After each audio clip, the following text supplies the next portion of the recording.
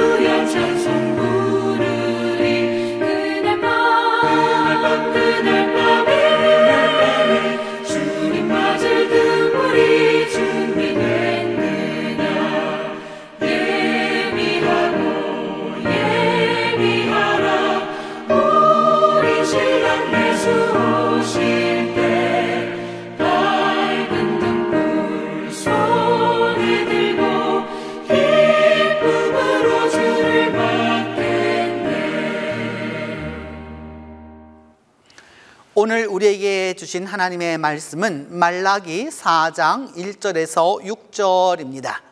구약성경 말라기 4장 1절에서 6절입니다. 만군의 여호와가 이르노라. 보라, 용광로 불같은 날이 이르리니 교만한 자와 악을 행하는 자는 다 지푸라기 같을 것이라. 그 이르는 날에 그들을 살라 그 뿌리와 가지를 남기지 아니할 것이로되 내 이름을 경외하는 너희에게는 공의로운 해가 떠올라서 치룡하는 광선을 비추리니 너희가 나가서 외양간에서 나온 송아지같이 뛰리라.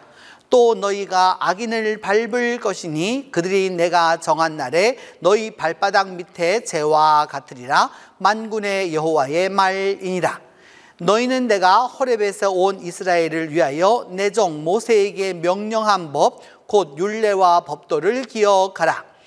보라, 여호와의 크고 두려운 날이 이르기 전에 내가 선지자 엘리야를 너희에게 보내리니 그가 아버지의 마음을 자녀에게로 돌이키게 하고 자녀들의 마음을 그들의 아버지에게로 돌이키게 하리라.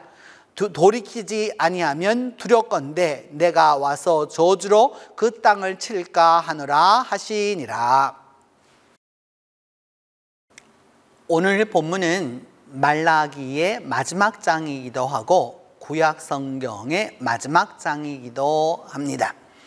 말라기 선자는 구약에서 마지막으로 예언을 하였던 선자이고 말라기 이후 세례 요한까지 약 한 400여 년 동안에 공적으로 하나님의 말씀이 전해지지 않았기 때문에 이 시대가 이제 중간기로 가게 되는 바로 그런 때인데 그 마지막 말씀이 오늘 본문 말씀입니다.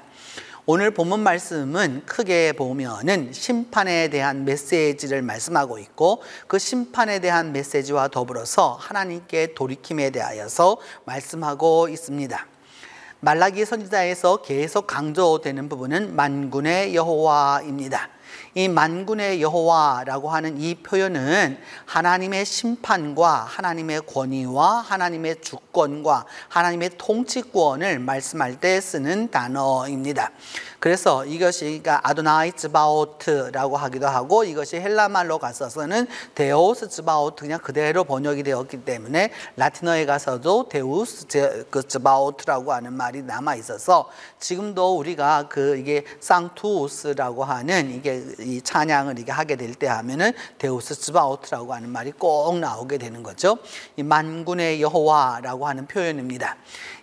요 말라기에서는 이 만군의 여호와가 지속적으로 강조되는데 그 부분에 있어서의 목적은 어디에 있느냐 하면 하나님이 여전히 통치권을 행사하고 계시다라고 하는 겁니다.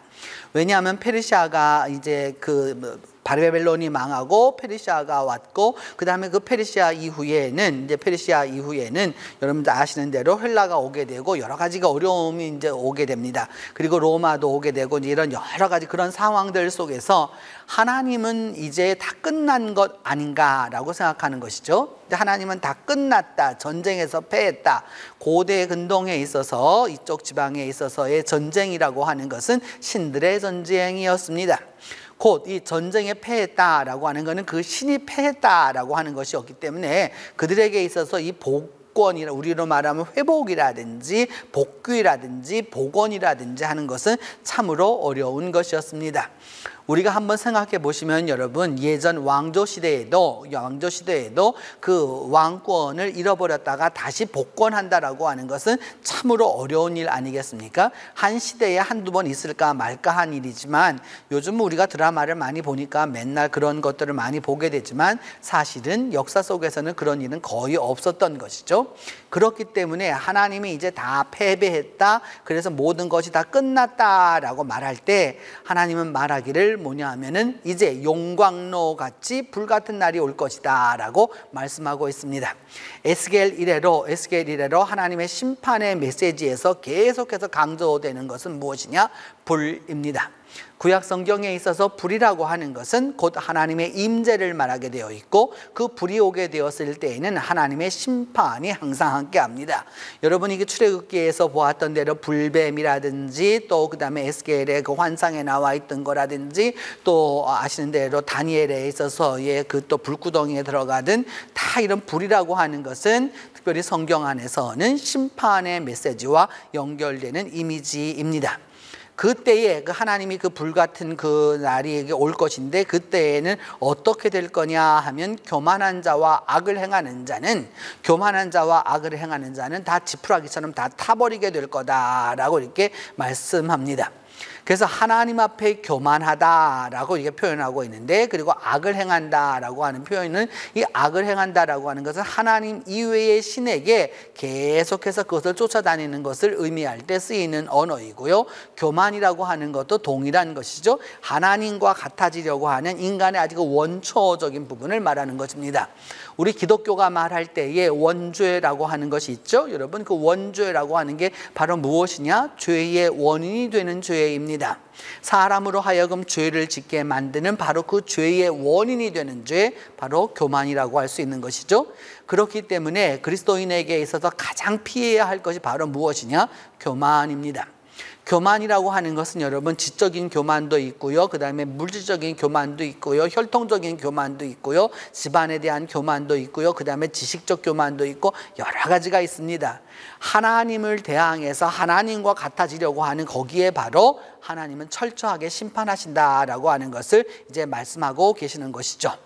그러면서 하나님이 그렇게 되었었을 때 모든 것이 다 불타버리게 되겠지만은, 그럼에도 불구하고 남는 자들이 있다라고 하는 것이죠. 내 이름을 경외하는 자, 이 말라기 같은 이 선지자들에게 이야기하는, 이게 신명기 신학에 있어서 아주 중요한 부분인데, 하나님의 이름을 경외한다라고 하는 말은 곧 하나님을 경외한다는 말하고 같은 말입니다. 그래서 하나님을 경외하는 그 남은 자들이 있는 거죠. 그래서 그들에게는 무엇이 올 것이냐면, 공의로운 해가 떠올라서 치료하는 광선을 발할 것이다 라고 이렇게 말씀하고 있죠. 그래서 우리가 이것을 이제 환자들에게 나아가서 우리가 기도할 때도 상당히 많이 쓰는 성경 구절로도 쓰고 있고, 또 여러 면에서 쓰고 있는데, 여러분, 그것보다는 오늘 우리 이 기도회에서 기억해 두어야 될 것은, 해가 뜬다라고 하는 것은 새로운 날이 시작된다라고 하는 것을 의미하는 것이죠. 그렇기 때문에 이제 이 날이 시작된다라고 하는 것을 모아서 새로운 시대가 열리게 될 것을 얘기하고, 그 새로운 시대가 열리게 되었었을 때 무엇이 올 것이냐 하면 회복의 광선이 나타나게 될 것이어서, 심지어는 그래서 얼마나 그것이 좋은 일인지 외양간에서 뛰어나온 송아지처럼 막 뛸 거라라고 이렇게 얘기하고 있는 것이죠. 너무 기뻐서 어찌할 줄 모르는 바로 그런 상황이 될 것이다 라고 말씀하면서, 결국 그때가 되면 악인들은 우리가 다 발밑에다 까는 죄 정도뿐이 안 될 것이다 라고 이제 이야기합니다. 그러면서 말라기는 이야기하기를 일찍이 그 시내산에서 주었던 모세의 율법을 기억하라고 하는 것이죠. 율법과 그 다음에 법도와 율례를 다 기억하라고 하는 건데, 신앙생활을 하면서 때때로 우리는 은혜가 중요하다라고 생각해서 신약의 은혜만을 말하고 있죠, 여러분. 근데 은혜는 율법 없이 은혜 있을 수 없습니다. 율법이 있어야 은혜가 있는 것이죠. 여러분, 그냥 싸구려 은혜를 말할 때, 그 공짜 그런 식으로 말할 때 그건 은혜라고 말할 수 있는 게 아닙니다. 여러분, 그 독일 말로는 이 은혜라고 하는 단어가 가베라는 단어가 되는데, 그 가베라고 하는 단어에는 아우프라고 하는 단어가 그 전치사가 붙게 되면 뭐가 되느냐 하면, 가베를 받은 사람은 반드시 행해야 하는 게 있죠. 아우프 가베입니다. 그 선물 위에 따라오는 게 있단 말입니다. 아우프라고 하는 말이 영어의 on에 해당하는데, 어떤 의미를 갖게 되느냐 하면은 거기에는 책무가 있게 되는 것이죠. 그러니까 은혜를 받았다, 그냥 그것으로 끝나는 게 아니죠, 여러분. 내가 누구에게 은혜를 받았다라고 하는 것은 곧 그것은 무엇을 얘기하는 것이에요? 그 은혜를 갚을 줄 알아야 사람인 것이죠. 은혜를 알지 못한다, 이는 사람이라고 말할 수 없는 것이죠. 여러분 심지어 동물도 자기에게 잘해준 사람에게는 그 철저하게 하는 것을 보지 않습니까? 여러분 때때로 우리는 그래서 충견이라고 해서 비석도 세워줄 때도 있고 동물도 그래야 할진데 항차 사람은 더 말할 것이 없는 것이죠. 그렇기 때문에 분명히 우리가 기억해 두어야 될 것은 은혜를 아는 자는 하나님의 율법을 지켜야 한다라고 하는 것을 꼭 기억해 두어야 하는 것이죠. 그렇다고 율법주의자가 되어서는 안 되는 거죠. 율법주의에 빠지게 되면 문자주의에 빠지게 되고 문자주의에 빠지게 되면 이제 드디어 거기에서 자유롭지 못하게 되는 아주 얽매인 생활을 하게 되는 것이죠. 믿음은 자유롭게 하는 것이기 때문에 여러분 그 부분을 우리가 분명히 알아두어야 합니다. 더불어서 이제 말라기는 말하기를 엘리야를 보낼 것이다 라고 이야기합니다. 구약 성경에는 두 사람이 죽음을 보지 않고 하늘나라에 간 사람이 있습니다. 한 사람은 에녹이고 한 사람은 엘리야입니다. 이 두 사람이 죽음을 보지 않고 갔기 때문에 이 중간기에 아주 많이 연구도 되었고 또 그래서 여기에 관한 책들도 참 많이 만들어지게 되었습니다. 그래서 에녹서라고 하는 것이 있게 되죠. 에녹서는 그 이디오피아에서 만들어지게 되었는데 그 이디오피아라고 하는 지역은 여러분이 아시는 대로 하면 아프리카잖아요. 그러니까 언어가 다를 것이다 라고 생각하지만 신기하게도 그 언어는 히브리어와 같은 어족에 속하는 서부 세모에 속하는 것입니다. 그래서 그 앞으로 다가올 세상에 대하여서 그 앞으로 올 그 새로운 세상에 대하여서 이야기하는 거이고 그 다음에 여기서 엘리야라고 하는 이 엘리야는 우리가 주전 그 800년대에 알았었던 바로 그 엘리야를 말하는 것이 아니라 앞으로 이제 와서 주님 오실 그 메시아가 올 길을 준비하는 그 엘리야를 의미하게 되는 것이죠. 그렇기 때문에 그 엘리야가 와야 된다라고 생각해서 지금도 유대 회당에 가면 엘리야 자석이 따로 있습니다. 왜냐? 엘리야가 와야 누가 올 수 있느냐? 메시아가 올 수 있기 때문입니다. 그래서 그런 심판의 날이 오기 전에 반드시 그래서 그 엘리야 먼저 보내는 메신저가 있을 거라는 거죠. 다시 말하면 말라기가 있을 거라는 말이죠. 그 메신저가 있을 거여서 보낼 건데 그가 오게 되면은 이제 아버지의 마음을 자녀에게로 돌이키고 자녀들의 마음을 아버지에게 돌이켜가지고 이제 그래서 그렇게 함으로써 하나님의 뜻을 이루어 가게 될 것이다 라고 하는 것을 이제 말씀하고 있는 것입니다. 여러분 이 기도회로서도 오늘이 마지막이고 또 그 12예언서의 그 시간으로도 보면은 이제 주일을 말라기 주일을 앞에 둔 바로 그 마지막 주일에 여러분 꼭 기억해 두어야 될 것은 바로 이것입니다. 하나님은 반드시 심판하시고요. 그 심판을 하실 때 그 심판이 어떨 것이다 라고 하는 부분을 다 말씀해 주시고요. 그리고 그 가운데서 다시 일어날 것에 대하여 또한 말씀해 주십니다. 그리고 그때 하나님이 어떻게 구원해 주실지에 대하여서도 말씀해 주시는 거죠. 그 구원에 참여하느냐 안 하느냐는 바로 내 결단에 있는 것입니다. 하나님의 심판이 문제가 되는 것이 아니라 내가 결단하지 않고 돌이키지 않는 데 문제가 있는 것이죠. 하나님은 지금도 돌이키기를 그래서 원하고 계시는 것이죠. 그래서 하나님은 돌이키는 자에게 어떻게 해줄 것이냐? 떠오르는 태양이 치료하는 광선을 바라는 것처럼 그렇게 광선을 바라서 치료해 주실 거를 얘기하고 있고 이제 그 모든 것에 대하여서 미리 올 것에 대하여서 이야기하고 있는 것입니다. 이 말씀을 통해서 오늘 하루도 살아가는 동안에 주님 오심에 대한 기대와 또 더불어서 그것에 대한 말씀과 또 이를 준비하는 그 자세가 있어서 이 하루가 종말적으로 마지막이 될 수도 있고 또 그러면서도 더불어서 또 새로운 날이 될 수 있는 그 은혜가 함께 하기를 바랍니다. 기도하겠습니다. 은혜로우신 하나님 감사하고 감사합니다. 우리가 주님 앞에 올바로 설 수 없고 주님 오시는 그 날이 올 때 용광로의 불같은 날이 이르게 되면 결국 다 지푸라기 같이 다 타고 말 것이지만은 그럼에도 불구하고 우리가 주님의 이름을 경외하고 주님을 믿고 주님을 사랑할 때에는 공의로운 해가 떠올라서 치료하는 광선을 비추어 주시겠다라고 말씀하신 그 주님의 약속을 기억하고 외양간에서 나온 송아지처럼 뛸 것이라고 하는 그 기쁨의 현장을 기대하고 소망합니다. 하나님, 우리는 비록 주님 앞에 올바로 서지 못하였고 올바로 행하지 못하였지만은 그럼에도 불구하고 주님 안에서 주께서 우리에게 주신 명령과 율례와 법도를 기억하며 주님 앞에 나아가고자 하는 우리 모두에게 은혜를 베풀어 주셔서 우리에게 주님 오시기 전 그 주님 앞서서 보내시는 선지자 엘리야가 있음을 깨닫게 하여 주시고 그들을 통하여서 주시는 말씀을 통해서 주님 오심을 우리가 잘 준비해서 살아가는 우리가 될 수 있도록 주님이 함께 하여 주시옵소서. 이제 여름의 끝자락에 서서 가을을 바라보면서 다시 한번 주님의 그 결실의 때가 있음을 우리 모두가 기억할 수 있도록 하나님이 도와주시옵소서. 이제 주님께서 가르쳐 주신 기도로 오늘 기도회 마치도록 하겠습니다. 하늘에 계신 우리 아버지의 이름을 거룩하게 하시며 아버지의 나라가 오게 하시며 아버지의 뜻이 하늘에서와 같이 땅에서도 이루어지게 하소서. 오늘 우리에게 일용할 양식을 주시고 우리가 우리에게 잘못한 사람을 용서하여 준 것 같이 우리 죄를 용서하여 주시고 우리를 시험에 빠지지 않게 하시고 악에서 구하소서. 나라와 권능과 영광이 영원히 아버지의 것입니다.